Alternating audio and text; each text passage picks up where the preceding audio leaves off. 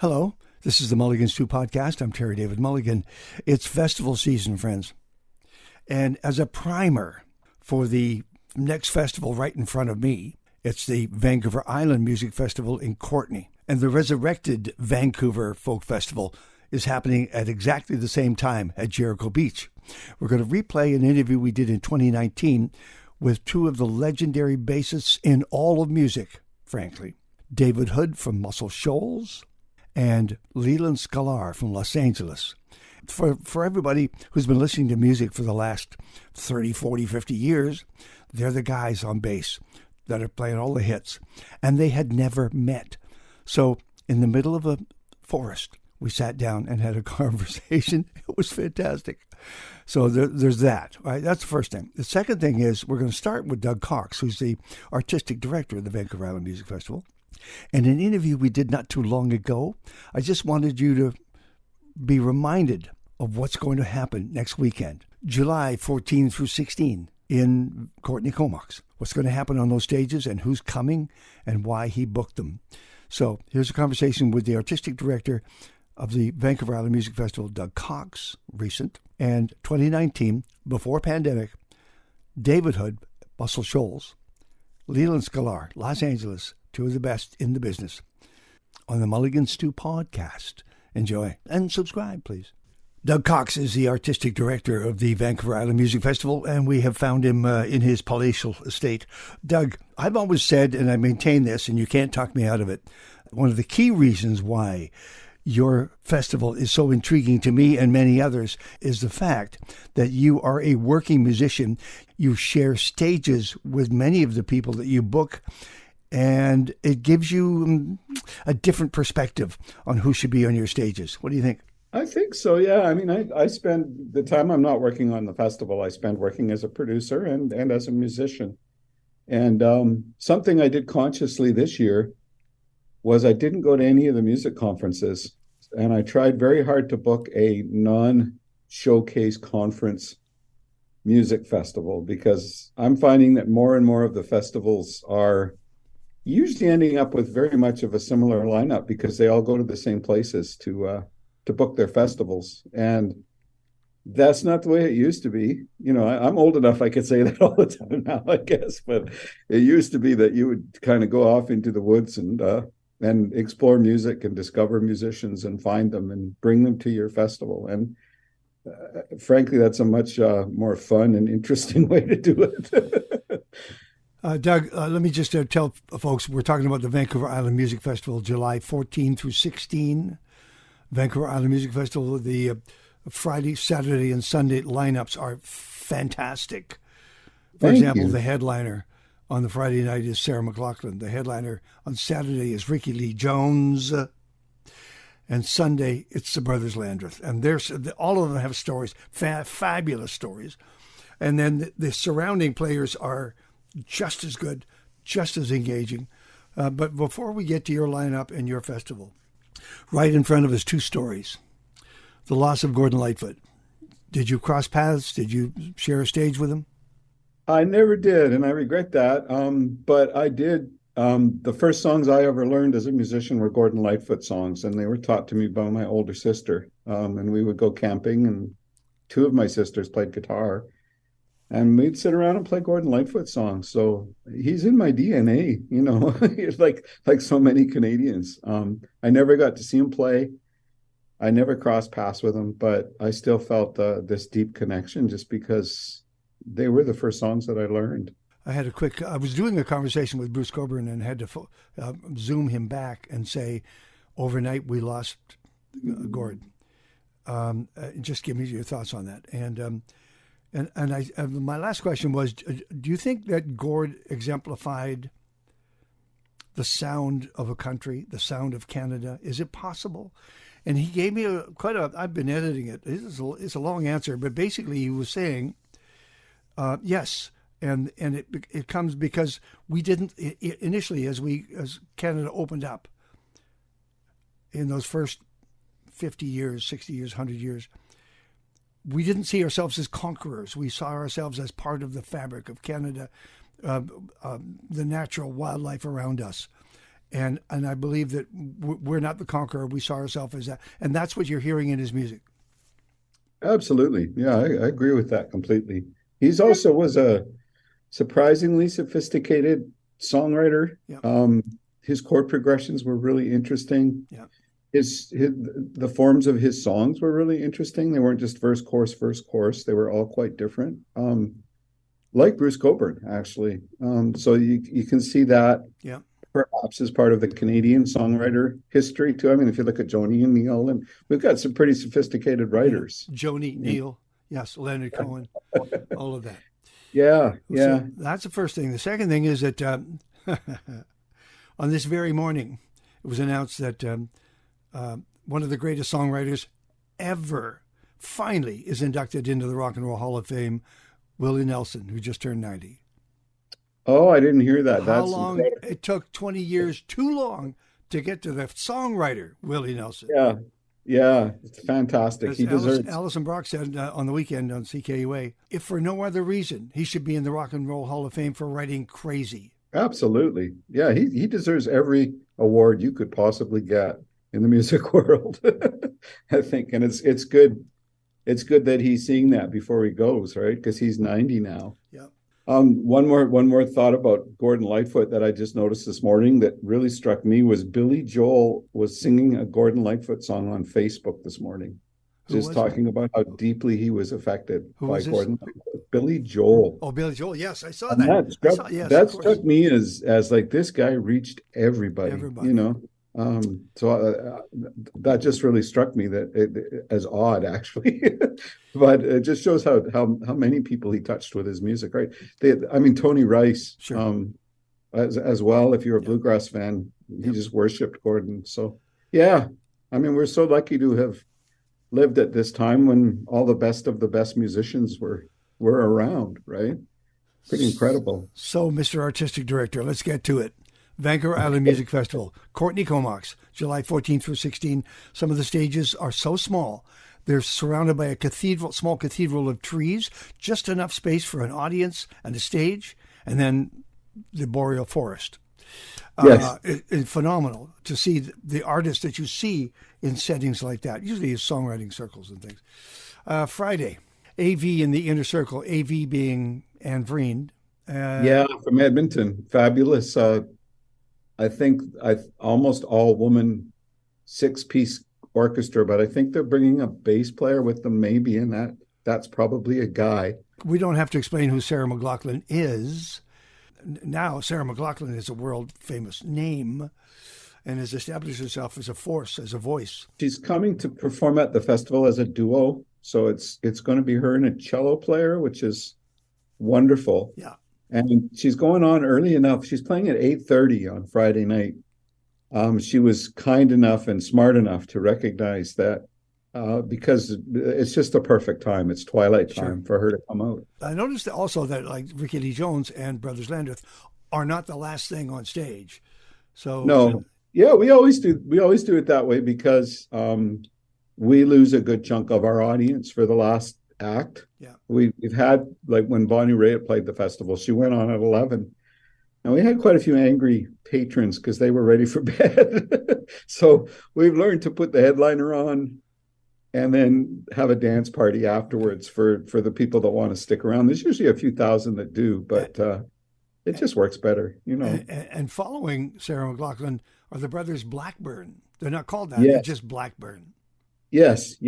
And for folks who don't know them, they are, these are my words, they probably hate this, but they are Canada's Neville brothers. Wow.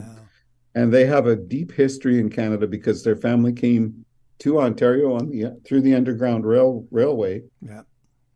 And their father is quite a famous musician in Toronto. And the brothers have gotten together with a couple of other musicians and funk, blues, jazz, gospel, soul, like they're I don't have to tell you this. You know that families, siblings, make glorious harmony together. Well, you think about, of course, the Everly Brothers, but if you grow up together and you have that history as a family, it shows itself in the music. It's phenomenal. Absolutely, and it's funny because on Saturday, opening up the evening stage is a duo called the Brother Brothers. Yeah. And they're identical twins from the United States. And the closest thing you can compare them to is the Everleys or the Louvin brothers. Good. Their brother harmony at Simon and Garfunkel, even though they weren't brothers, their harmony is just to die for. So my pal, both known him a long time, Roy Forbes, Bim, a fellow broadcaster on CKUA radio, and he's coming to do one of his special albums.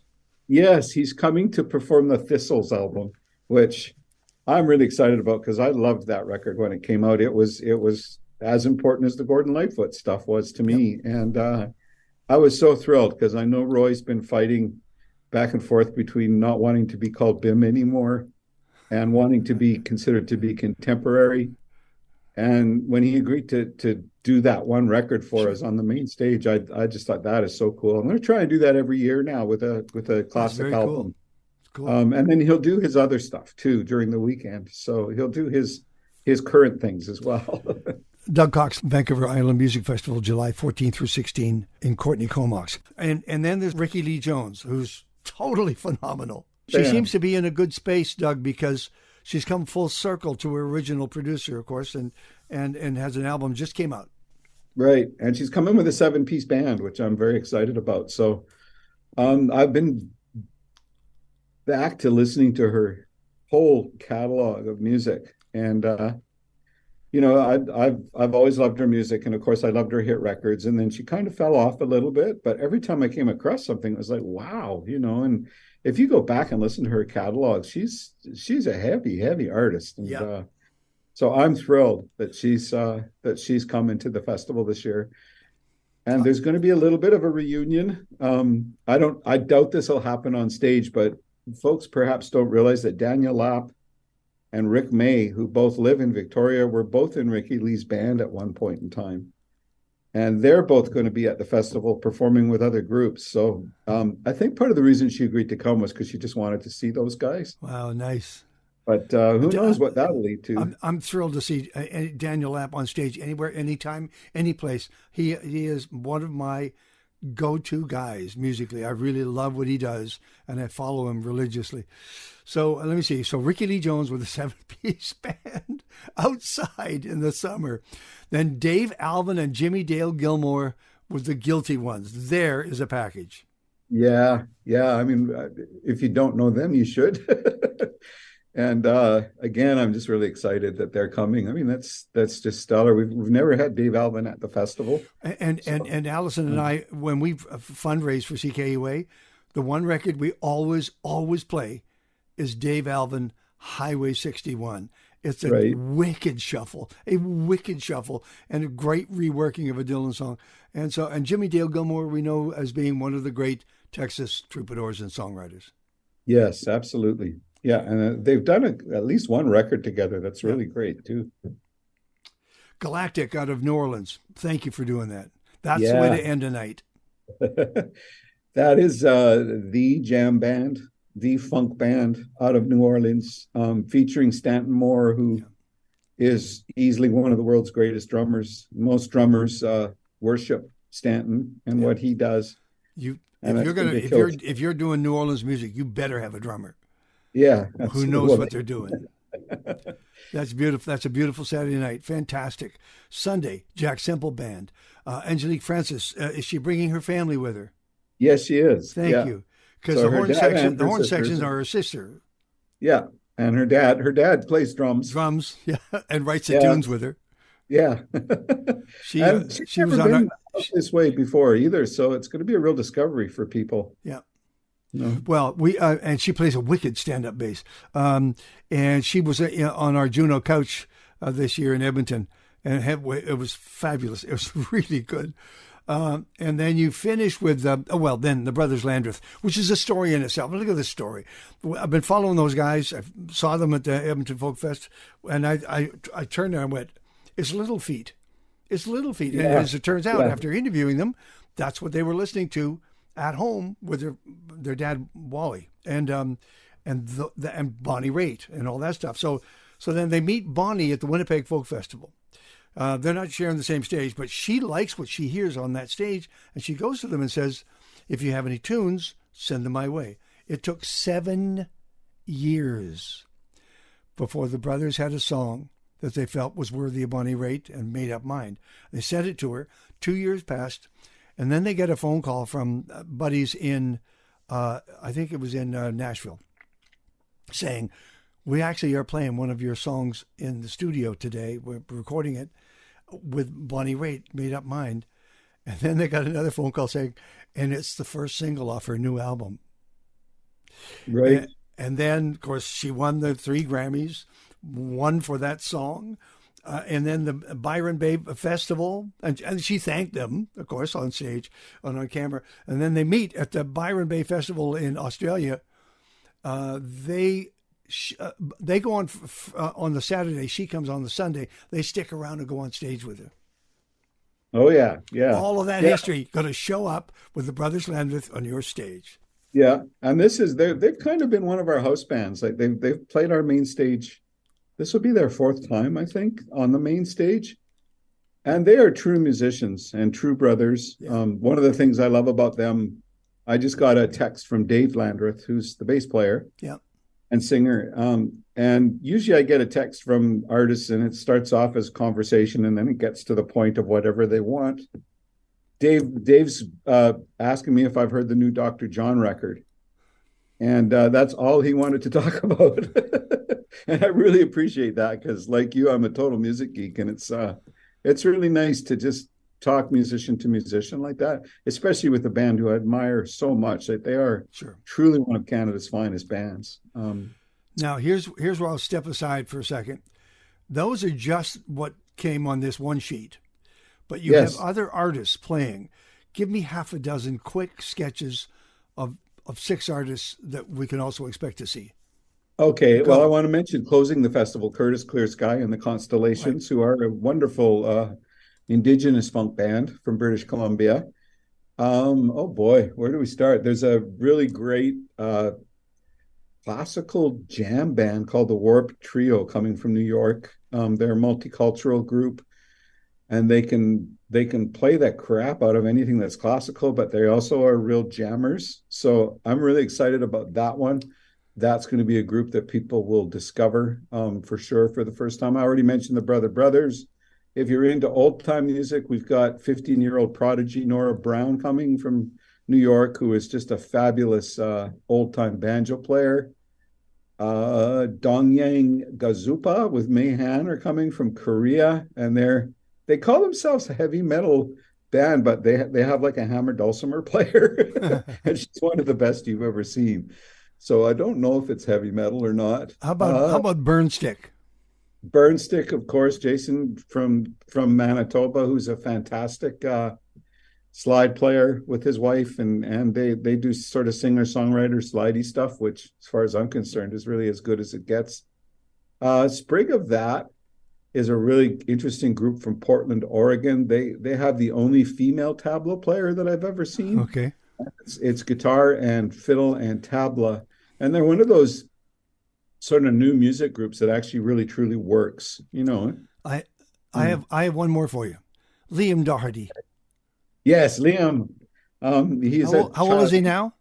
He's 17 now, and his new record. I got to produce his new record, and it's coming out, and it's just going to kill people. He's playing lead blues guitar as good as anyone I've ever heard in Canada, and he's also a great songwriter. So it's kind of like Nick Drake meets the blues, if you could imagine. And his voice has changed now.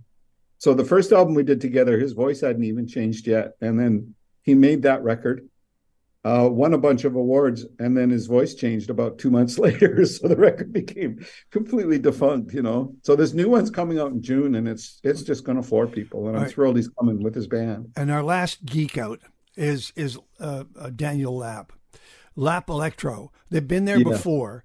Daniel's known for, of course, great fiddle playing, and his trumpet work, usually sitting in like with 5440, etc., whatever. But this is a band. What are they doing? Well, this is a band that played together in Victoria 25 or 30 years ago. Rick May is the bass player as well. They're kind of like pre-hip hop, but they are actually hip hop meets jazz. And Daniel mostly plays the trumpet in that band. So it's trumpet, bass, I think percussion and keyboards. And it's sort of jammy, acid, jazzy, hip hop kind of stuff. Okay. They were a real popular band back in their day in Victoria. They used to play Steamers once a week, and they used to play Spinnakers, and they used to play all over the place. They got back together to play Rifflandia in Victoria last year. Yeah, sure. And then decided they want to do more things. So we're thrilled to have. What night's he playing? Do we know? Sorry. No, never mind. It's okay, sir. We shouldn't not talk about Jack Semple simply because maybe we start to take him for granted because he has been so good for so long. Yes. Last year, Jack played our festival, but he only played acoustically. Yeah. And then I saw him at the Toronto Blues Summit last year with his electric band, and it just reminded me he is Canada's Jeff Beck. Like he does things on the guitar that nobody else can do, and he's as good as anybody. Probably hasn't gotten his due because he's from Saskatchewan. So if he moved to the States, he'd probably be really well known these days. But yeah, one of the best guitar players around for sure. Tickets. How hard do we have to push, or does it sell out on its own? That's a hard one. It's different every year. We are anticipating a sellout this year, but there's still tickets right now, and you can get them at islandmusicfest.com. And day passes, I think, are about to go on sale. We have a very limited number of day passes as well within the next week or so. Sure. We have 10,000 people a day that come when we're sold out. So it's a small town, big sized festival basically, and we try to keep it limited to that because it's comfortable for everybody, and that's a real important part of our festival too. We are definitely a family festival. We want people to feel very safe, and they do at our festival, and we don't want that to change. So we're not going to let it grow any bigger than that for sure.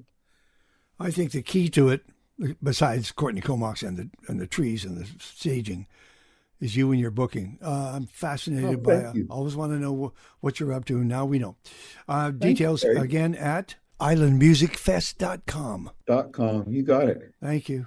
Thanks, Terry. Doug Cox, Vancouver Island Music Festival, July 14 through 16 in Courtney Comox. It was the summer of 2019. When summer was supposed to be normal, we were all looking forward to 2020. Oh, it was going to be a special year. 2021 was going to be even better. Didn't work out that way, did it? This is the Mulligan Stew Podcast. I'm Terry David Mulligan. Please subscribe. It all helps. Let me take you back to the summer of 2019, the Vancouver Island Music Festival in Courtney Comox. The lineup on the summer of 2019 had a very special moment, and I believe a slightly younger version of me is about to explain. I will try to hold myself in check somehow, some way, because two of my heroes, two guys I've been playing all my life, are on the show together at the same time.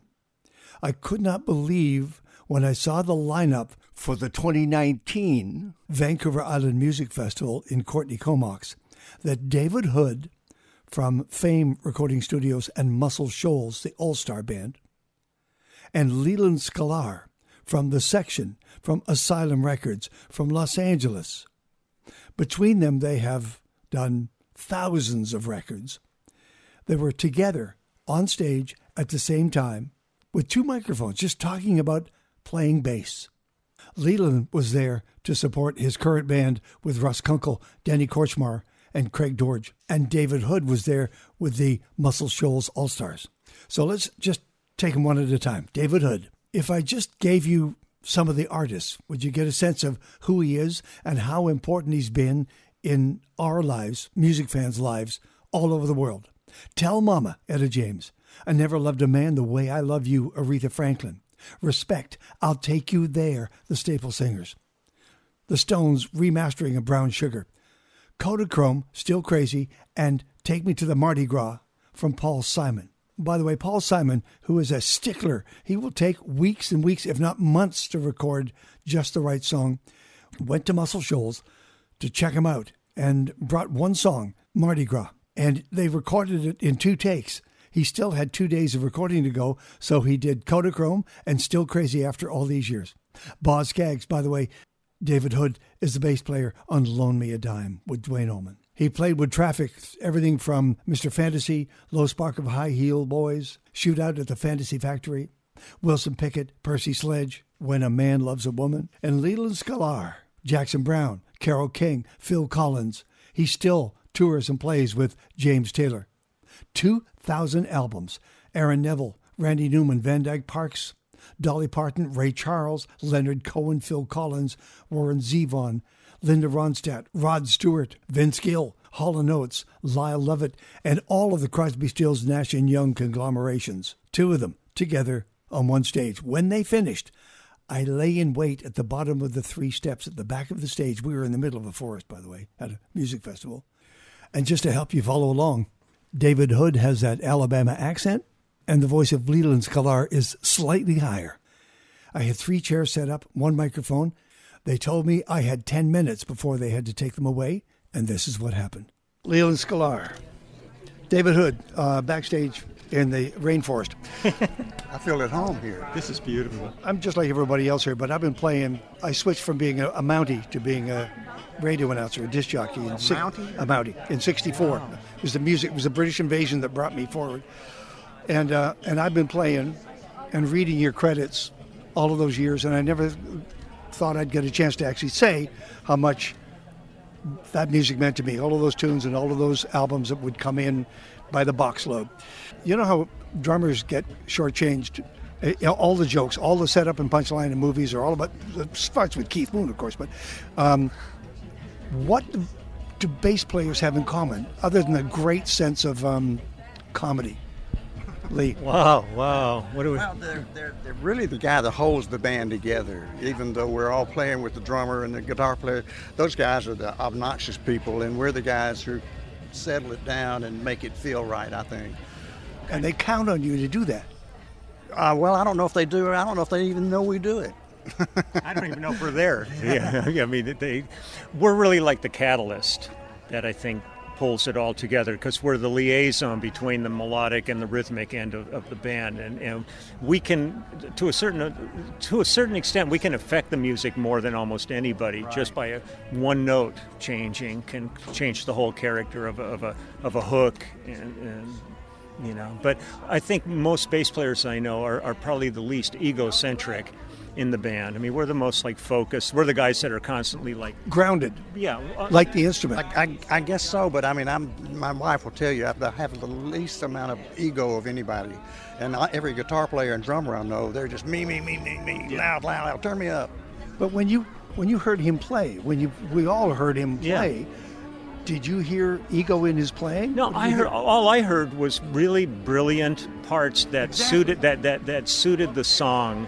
And did what the bass is supposed to do, and I've always felt that way. I've always tried to figure out how to do a part and not impose myself on the song. I just want to find something, and if it's one note, I'm happy with one note. I don't have to be showing off a bunch of chops and all that. It's whatever suits the song best is really what it's all about.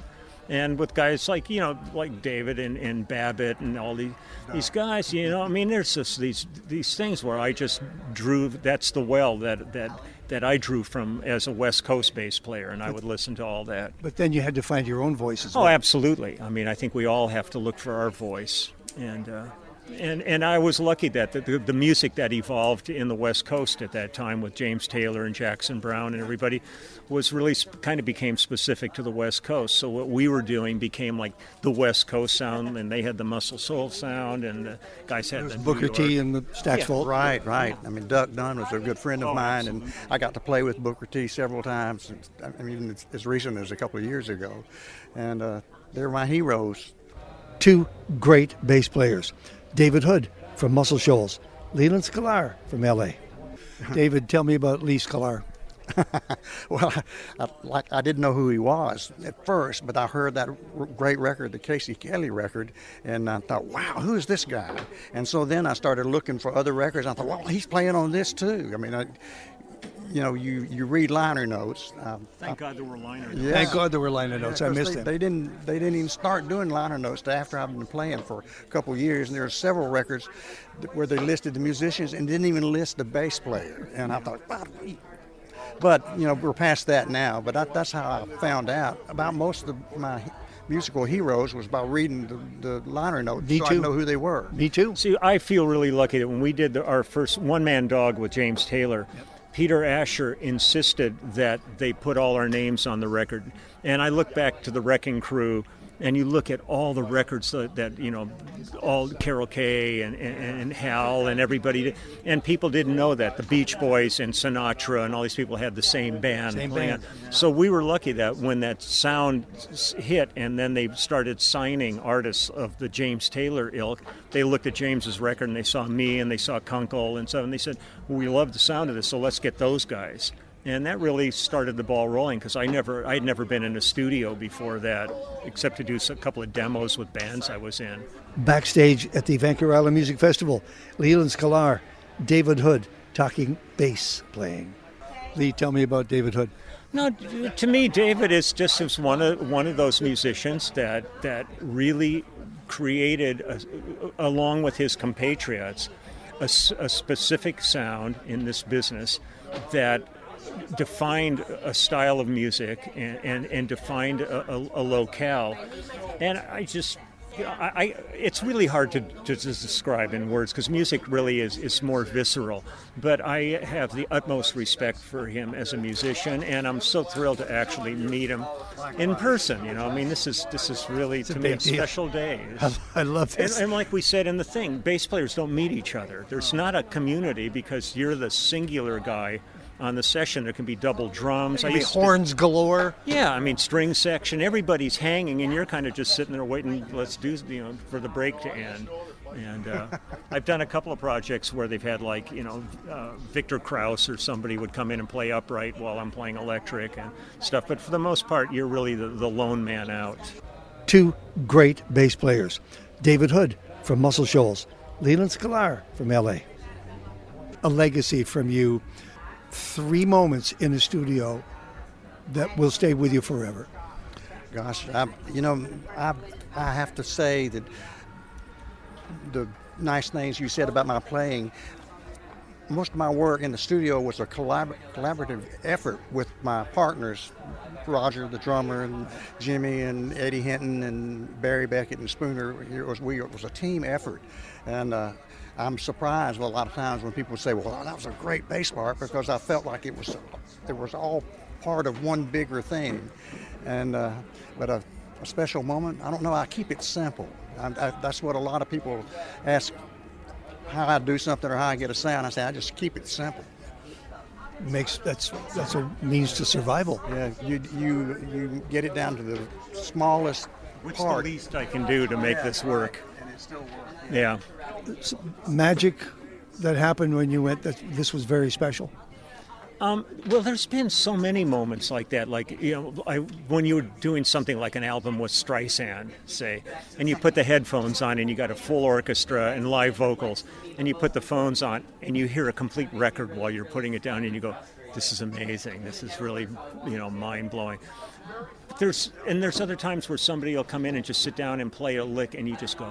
I remember when we were doing Mill Worker with James Taylor, and James said, do you think this is a good song? And I'm sitting here going, I would cut my legs off to write a song this good.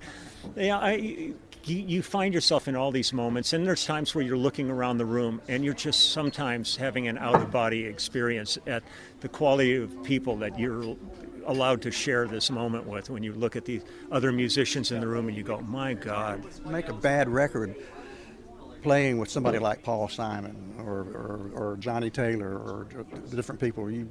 It's really good to work with great artists and have great songs. It's interesting. Miles said, it was an offhand remark, and he talked about the space between the notes. Yeah. That he played the space between the notes. Have you gotten there from? Oh, absolutely. It's very almost Asian, because when you listen to like Japanese music, there's a great deal of space in it, and that space is so profound. Yep. It's there for a specific reason. You don't have to feel like, a lot of records now, as things progress, there was a lot of guys who, when they were producing, they were filling up everything, even with synth pads and all. And you go, there's no release. There's no breathing space in this. I love dynamics. So, anytime, I like simple too. I mean, if I have to play a complicated part, I hope my chops are up for it at the time. It's getting worse and worse.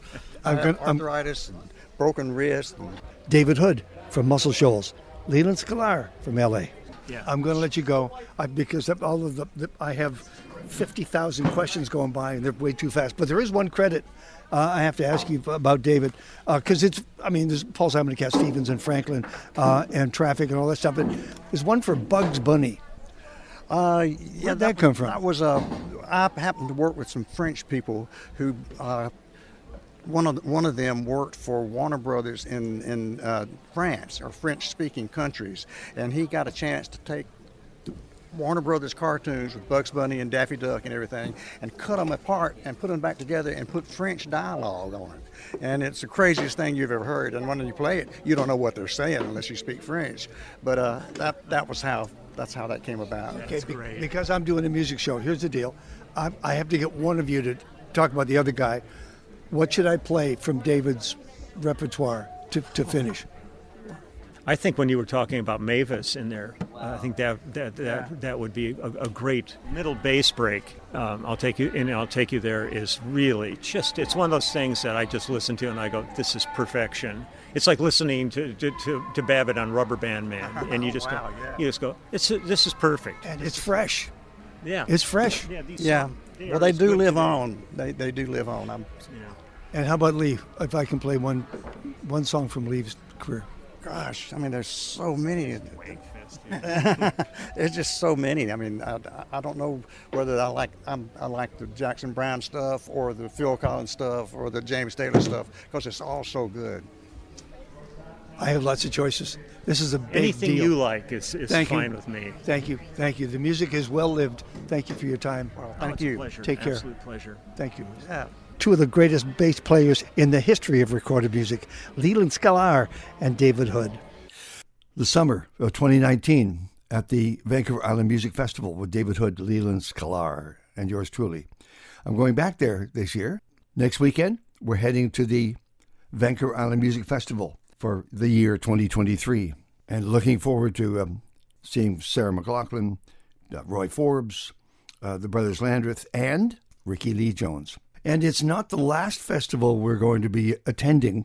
A while back on the podcast, we did a 4-person conversation with the artistic directors of the Winnipeg, Calgary, Canmore, Edmonton, Vancouver folk festivals.